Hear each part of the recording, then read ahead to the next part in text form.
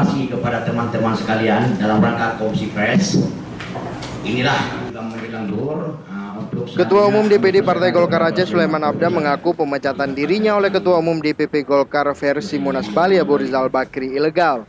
Sulaiman Abda mengaku hingga saat ini dirinya masih berstatus Ketua Partai Golkar Aceh. Menurut Ketua DPD Golkar Aceh Sulaiman Abda, keputusan tunduk kepada Ketua Umum DPP Partai Golkar versi Ancol Agung Laksono berdasarkan surat keputusan yang dikeluarkan Menteri Hukum dan HAM.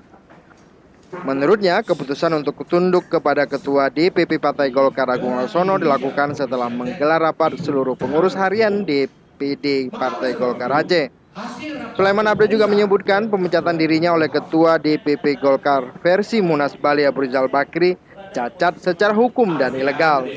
Dia juga mengaku sampai saat ini masih berkantor dan menjalankan tugas kepartaiannya. Tidak ada, yang masih ada Ketua Golkar Provinsi Aceh, ketuanya Sulaiman Abda. Sekretaris Haji Juliat Supanjau, bendahara adalah Haji Edi Ayat. Itu masih ada. Berarti PLT yang diturunkan oleh kubu Abu Rizal Bakri ini seperti apa Pak? Tidak. Itu ilegal. Anggaplah tidak pernah terjadi.